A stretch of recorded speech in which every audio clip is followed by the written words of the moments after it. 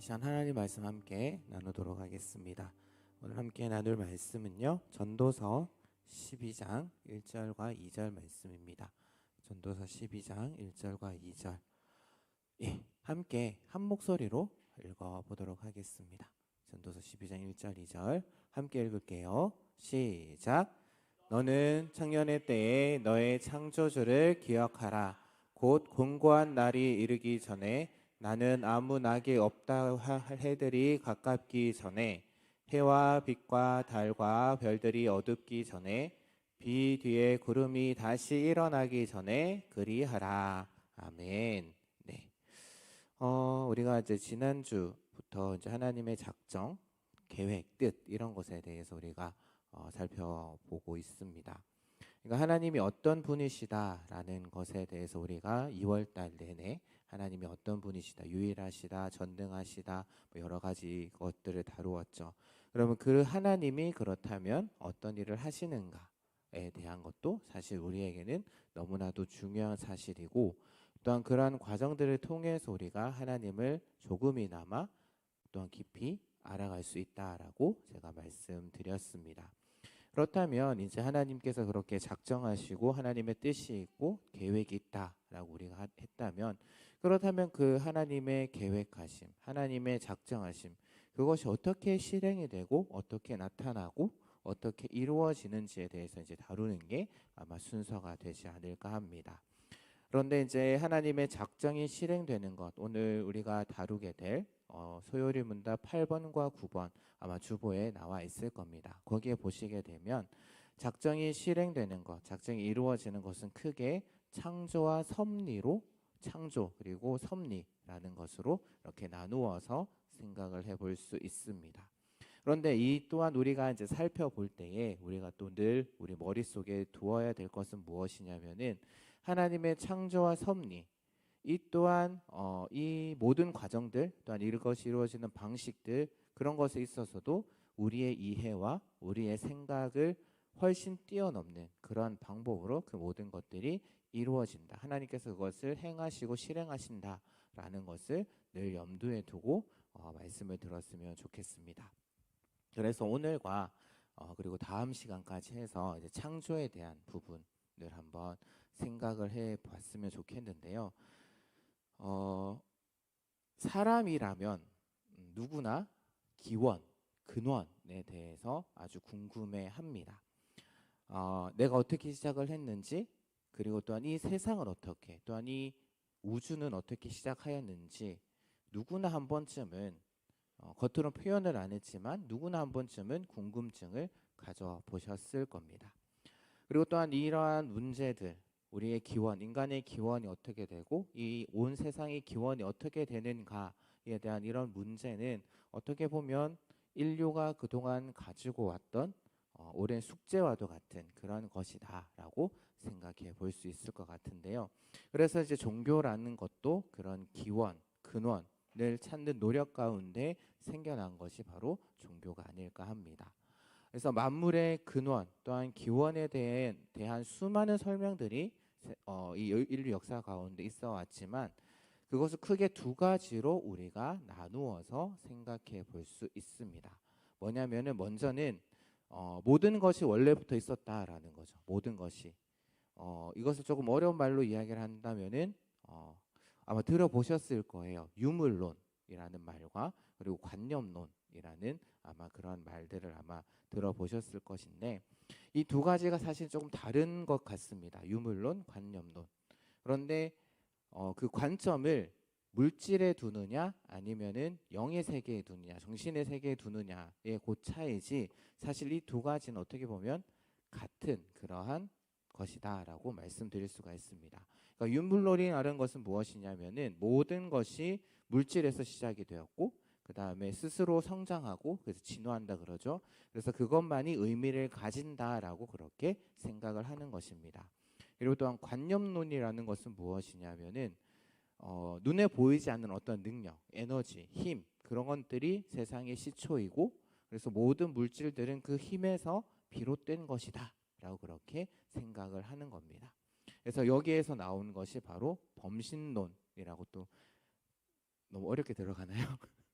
범신론이라고 그렇게 우리가 이야기하는 즉 우리가 눈에 보이는 그 모든 것들이 다 신이다라는 거죠. 나무도 신이고 뭐 태양도 신이고 우리가 눈에 보이는 것 그 모든 것들이 다 에너지가 담겨 있고 신이다라고 그렇게 생각하는 것이 바로 범신론이다라고 말씀드릴 수 있고 이것이 어디에서 기원이 됐냐면은 모든 것이 에너지 그 능력 그 힘 거기가 세상의 시초다라는 그런 생각에서부터 이렇게 흘러나왔다라는 겁니다.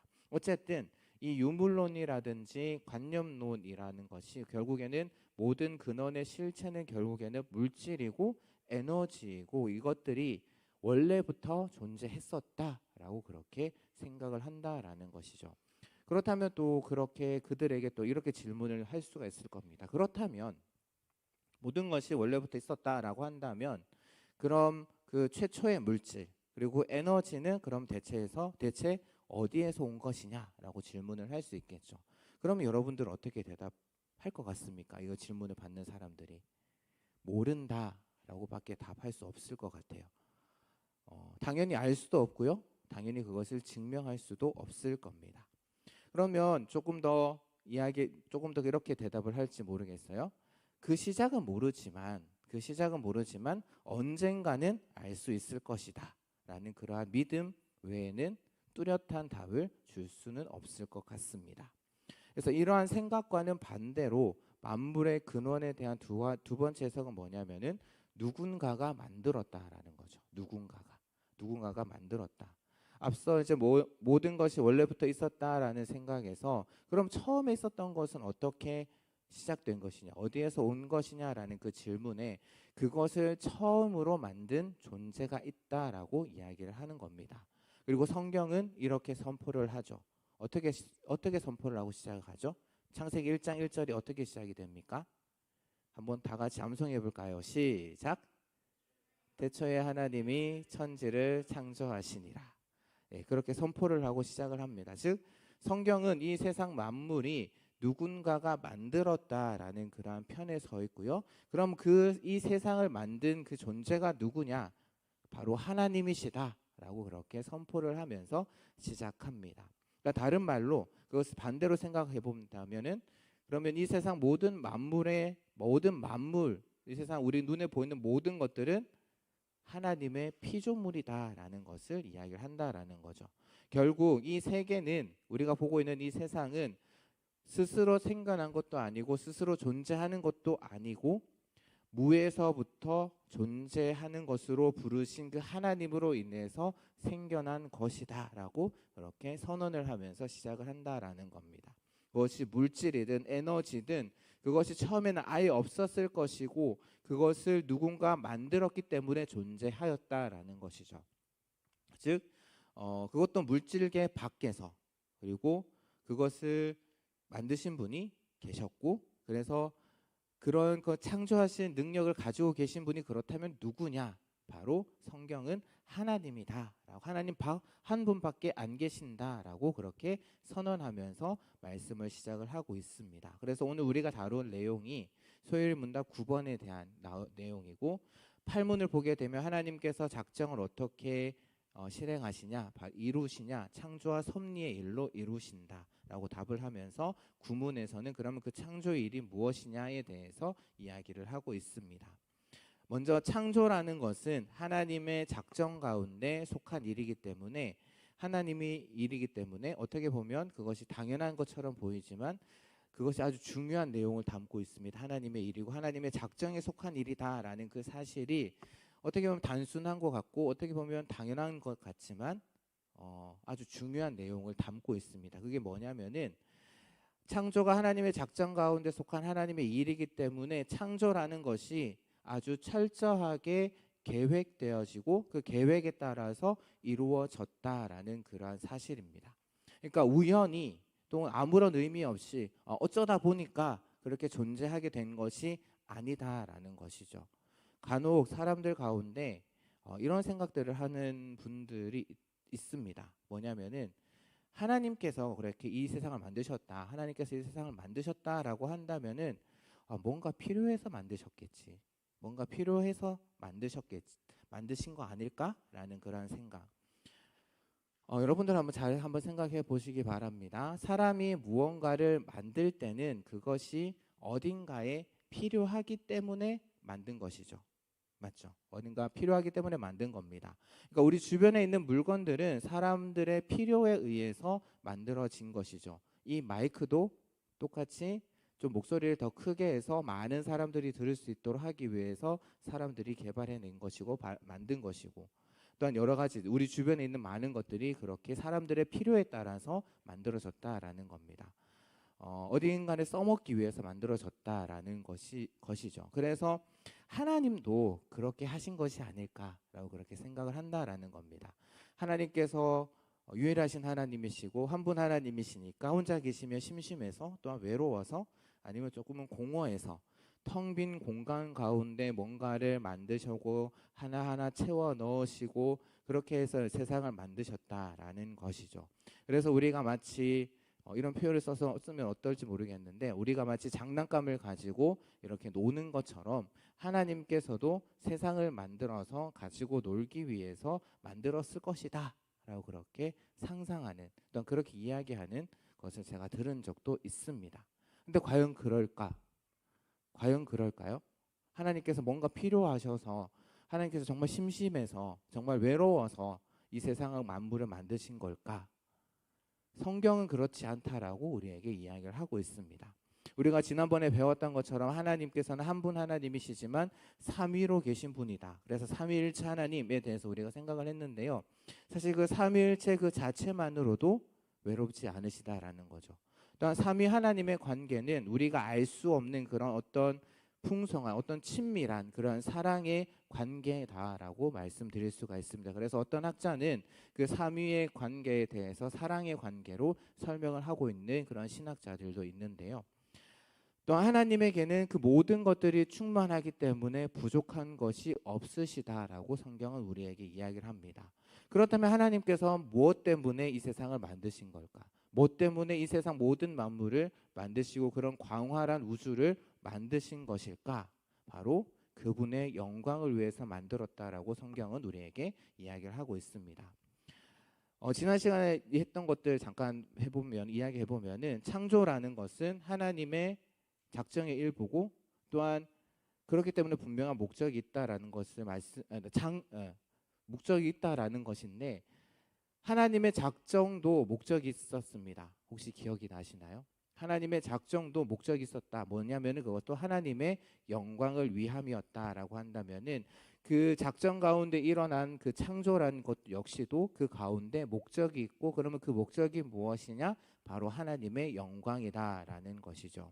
그러니까 창조의 모든 방식과 절차, 그리고 과정과 결과까지 다 삼위 하나님, 우리의 지혜로 이해할 수 없는 그런 의논에 의해서 계획된 것이고, 또 우리가 다음에 다루겠지만 그렇게 창조하신 그 모든 만물이 창조의 원래 목적대로 진행되어지고 보존되어지고 그렇게 되도록 다스리고 계신다. 그것은 이제 우리가 섭리다라고 그렇게 이야기를 하고요. 이것은 몇 주 뒤에 그렇게 살펴보도록 하겠습니다. 그리고 또한 이러한 창조라는 것이 무엇을 얼마만큼, 무엇을 많이 만들었느냐의 차원이 아니라 아무것도 없는 온 세계를 아예 완전 무에서 유로, 무에서 존재하는 것으로 부르셨다라고 소요리 문답은 이야기를 하고 있습니다. 그러니까 아무것도 없는 세상 가운데서 하나님의 말씀으로, 그것도 능력의 말씀으로 이 세상 모든 만물을 만드셨다라는 거죠. 그러니까 어떤 기술자의 도움을 받거나 시간과 재료를 들여서 하신 것이 아니라 단지 말씀으로 이 세상 모든 만물을 만드셨다라는 겁니다. 창세기 1장 말씀, 우리가 잘 아는 말씀인데요. 거기에 보게 되면 계속해서 반복해서 나오는 표현이 있습니다. 계속 반복되어서 나오는 표현. 뭐냐면은 하나님께서 말씀하시니 그대로 되었다. 그것이 계속해서 반복이 됩니다. 그럼 하나님이 며칠 동안 만드셨을까요? 며칠 동안 만드셨을까요? 며칠 동안 만드셨을까요? 네, 6일 동안 만드셨죠. 성경에 6일 동안이라고 그렇게 되어 있습니다. 그리고 또한 그 창조의 결과는 어떠했을까요? 또 1장에서 계속해서 반복되어 나오는 표현이 뭐냐, 한 가지 더 있는데 그것이 뭐냐면은 보시기에 좋았더라. 그리고 모든 것들을 다 만드시고 나서 마지막에 한 번 더 말씀하시는데 보시기에 심히 좋았더라 라고 그렇게 이야기를 하고 있습니다. 그 결과죠. 얼마나 좋았을지 우리는 상상할 수 없을 만큼 좋았을 것입니다. 그러니까 어느 하나 더 작업이 필요 없을 만큼 더 이상 손대지 않을 만큼 좋았다라는 것이죠. 이건 역시 우리가 또한 상상할 수 없는 그러한 영역인 것 같습니다. 한번 질문 드려볼게요. 여러분들 지금 여러분들이 살고 계신 이 세상 좋으신가요? 갑자기 조용해졌습니다. 원래 조용히 하셨지만 여러분들이 살고 계신 이 세상이 좋다라고 생각을 하시나요? 네. 과연 모든 것이 매우 좋다, 아주 좋다, 심히 좋다라고까지 말할 수 있을까? 아마 지금은 좀 불가능하지 않을까 합니다. 우리 주변에 그렇지 못한 모습들이 많이 보이기 때문에. 하지만 처음 창조된 이 세상은 오늘날 우리가 보고 느끼는 것과는 완전히 다른 차원의 그런 것이 아니었을까 합니다. 하나님께서 만드신 건데 얼마나 좋았을까라는 그런 생각. 아마 우리가 이제 에덴 동산이 어떤 모습이다라고 그렇게 막 그림 그린 것도 아마 보셨을 것이고 아마 그런 것들을 통해서 세상이 참 좋았다. 처음 만들어진 그 세상이 참 좋았다 정도를 상상할 뿐이지 그 정도가 얼마나 큰지는 우리가 더 이상은 생각할 수 없을 것 같습니다. 오늘 우리가 읽었던 말씀이 전도서 말씀이에요. 예전에 이제 제가 처음에 이 교회에 와서 처음 수련했을 때 아마 주제 아마 다들 기억하실 겁니다. 창조주 하나님에 대한 그런 이야기를 했었는데 그때 이제 주제의 말씀이었죠. 전도서는 누가 썼습니까? 전도서는 누가 썼을까요? 예. 솔로몬이 썼다라고 이야기를 하고 있습니다. 그런데 이제 전도자라고만 이제 거기 본문에는 나와 있기 때문에 우리는 흔히 이제 전도자라고 그렇게 많이 이야기를 하는데요. 솔로몬이 썼다라고 이렇게 이야기를 할게요. 그 전도자인 솔로몬이 자신의 자녀들 그리고 후대 사람들에게 자신이 지금까지 이렇게 삶을 살아보니까 이렇더라. 그리고 깨달은 점에 대해서 가르쳐 주면서 그럼 너희들은 앞으로 어떠한 삶을 살아야 하는가에 대해서 이야기를 해주고 있는 말씀이 바로 전도서의 말씀입니다. 그런데 전도서 말씀을 읽어보게 되면 많이 등장하는 표현이 있습니다. 대표적인 표현이 있죠. 어떤 표현일까요? 헛되다. 우리말로 성경으로는 헛되다라고 그렇게 번역이 되어 있는 그러한 표현입니다. 그런데 여기 헛되다라고 그렇게 번역된 그 히브리어에는 사실은 많은 의미들이 담겨져 있습니다. 기본적으로 이 단어가 어디에서 왔냐면은 수증기에서 유래된 그런 단어인데요. 그래서 허무하다, 없다, 아무것도 없다, 이해 불가능하다, 속인, 그리고 무의미, 부조리, 덧없음, 전적으로 이해할 수 없는 그러한 다양한 의미로 구약 성경에서 사용되어지는 그러한 단어입니다. 그래서 솔로몬은 마치 전도서를 읽어보게 되면 인생을 한마디로 덧없는 것으로 그렇게 정의하는 것으로 보입니다. 그러면서 전도서를 읽어보게 되면 참 우리 인생에 대해서 진짜 솔직하게 이야기를 하고 있는 것 같아요. 우리의 삶에 대해서 참 정직하게 이야기를 하고 있는 것 같고 우리 삶에 있어서 본질적인 한계를 이야기를 하면서 어떤 헛되다라는 것이 우리 삶 가운데 있다라는 것을 이야기를 하고 있는 것처럼 보입니다. 하지만 동시에 우리의 미래에 우리 앞에 삶의 미래는 예측 불가능한 부분들이 참 많다라는 것도 이야기를 하면서 그렇다면 이 헛되다라고 번역된 그런 히브리어 단어를 그냥 단순히 모든 것을 다 헛되다라는 의미로만 보기에는 좀 무리가 있는 것 같고요. 그렇다면 어떻게 봐야 될까? 아마 불가사의하다, 더 이해하기 힘들다, 이해할 수 없는 그런 의미로 보는 것이 좀 적절하지 않을까 합니다. 물론 그런 번역들은 이제 그 문모에게 따라서 우리가 번역을 해야 되겠죠. 어쨌든 우리가 살아가는 이 땅 가운데 우리의 삶이라는 것이 이해할 수 없는 것 투성이다라는 것이죠. 하나님께서 이 땅을 창조하셨고 또 하나님이 이 세상을 다스려 나가기 때문에 또한 그 하나님은 우리의 지혜로 우리의 생각으로 이해할 수 없는 분이고 다 담을 수 없는 그런 분이기 때문에 그분이 다스리고 계시는 그분이 주관하고 계시는 이 세상 역시 어떻게 보면 이해할 수 없는 부분들이 참 많다. 불가사의한 부분들이 참 많다라는 겁니다. 그러면 그렇다라고 해서 그러면은 이해할 수 없기 때문에 우리가 상상할 수 없기 때문에 그러면 우리의 삶을 포기해야 되느냐? 그건 아니다라고 전도자는 우리에게 이야기를 하고 있다라는 거죠. 우리의 삶이 전적으로 허무하지 않다라고 이야기를 하고 있다라는 겁니다. 그 이유는 뭐냐? 인간이 찾아 누려야 할 그런 삶의 즐거움이 인생 가운데 숨겨져 있고 그것이 하나님의 선물이기 때문에 그것을 누리는 삶을 살아야 된다라고 솔로몬은 우리에게 이야기를 하고 있다라는 겁니다. 특별히 오늘 우리가 읽었던 말씀의 앞부분, 우리가 12장 말씀을 읽었는데요. 11장 마지막 부분을 보시게 되면 전도사인 솔로몬이 청년들에게 충고를 하면서 어떤 충고를 하냐면은 청년의 때의 에너지와 그런 기회가 사라지기 전에 삶을 기쁨 가운데 즐거움 가운데 살 것을 조언을 합니다. 그러니까 솔로몬이 말하고 있는 그러한 좋은 삶, 기쁜 삶이라는 건 뭐냐면은 마음 가운데 있는 그러한 근심들을 버리고 내가 늘 하나님 앞에 있다라는 코람데오의 삶을 살라라는 거, 그것을 잊지 말라라고 이야기를 하면서 삶이라는 것은 즐거운 것이기 때문에 젊음의 때에 즐겁게 나에게 있는 그 모든 것들을 누리면서 살아야 한다라고 조언을 하고 있습니다. 하지만 그러한 삶을 살 때에 너희들이 기억해야 될 것이 있다. 너희들이 분명히 기억해야 될 것이 있다라고 이야기를 하는데요. 바로 하나님께서 너의 그 모든 행동들을 심판할 것이다라는 것을 너희는 기억하고 있어야 된다라고 이야기를 합니다. 그리고 또 오늘 12장 말씀으로 넘어와서 한 가지를 더 이야기를 하죠. 뭐냐? 바로 창조주가 있다라는 것을 기억해야 된다라는 것을 이야기를 하고 있습니다. 그러니까 청년의 때가 생각보다는 신속하게 빠르게 지나갈 것이기 때문에 그래서 공고한 날이 다가오기 전에 그래서 삶의 즐거운 삶 또한 삶을 즐기기 불가능한 그런 날이 오기 전에 창조주를 기억하라라고 솔로몬은 명령을 하고 있다라는 것이죠. 정리를 하자면 솔로몬은 지금 자신의 글을 마무리하면서 그럼 인생을 어떻게 살아야 되느냐? 즐겁게 살라라는 겁니다. 그런데 무엇을 기억해야 되느냐? 그런 삶 가운데 하나님의 심판이 있다라는 것이죠. 그것을 가르치면서 그 심판하시는 그 창조주를 기억하면서 살라라고 그렇게 말씀하고 계신 겁니다. 창조주를 기억하라 오늘 말씀의 제목인데 사실 생각해보면 이 명령은 처음부터 있었습니다. 처음부터 인간을 만들 때부터 있었죠. 바로 선악과 이야기. 다시 돌아가게 되면 선악을 알게 하는 나무를 통해서 하나님께서 아담과 하와에게 말씀하신 것도 이것이 아닐까 합니다. 그러니까 단순히 선악을 알게 하는 나무를 두시고 너희들 그 열매 따먹지 마. 그 열매 따먹으면 너희들 죽어.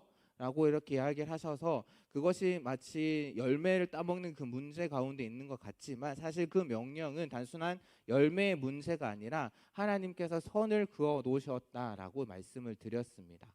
그러니까 아담과 하와에게 너를 지은 창조주가 있다라는 것, 이 세상 모든 만물을 지은 창조주가 있다라는 것을 기억하고 그들의 삶을 다스리는 주권자가 있다라는 것을 보여주기 위해서 선악을 알게 하는 나무의 열매를 두셨다라는 것이죠. 그래서 창조주를 기억해라. 너를 만든 창조주가 있다라는 것을 기억하고 그분 가운데 살아가라라는 그런 의미로 선악과를 만드셨다라는 겁니다. 그런데 아담과 하와가 그것을 잊어버리고 열매를 따먹었을 때 어떻게 되었을까요? 바로 우리 가운데 인간 가운데 죄가 들어오게 되고 그 죄가 들어옴으로 인해서 하나님과의 관계가 깨어져 버렸고 그래서 이 세상은 하나님의 뜻 가운데 더 이상 삶을 즐길 수 없는 그러한 곳으로 바뀌게 되었다라는 겁니다.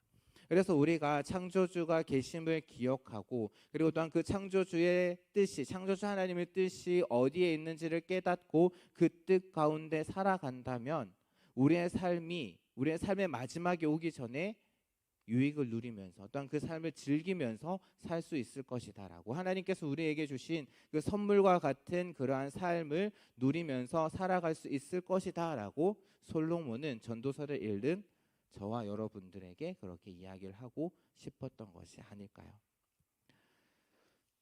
시작하면서 이제 만물의 근원에 대한 두 가지 해석이 있다라고 말씀을 드렸습니다. 어쨌든 우리 눈에는 만물이 보여요. 그리고 만물이 존재한다라는 사실은 하나님을 믿는 사람이든 믿지 않는 사람이든 누구나 다 인정을 하는 사실입니다. 사실 앞서서 생각했던 두 가지 생각 모두 어떻게 생각하면 다 믿음의 문제입니다.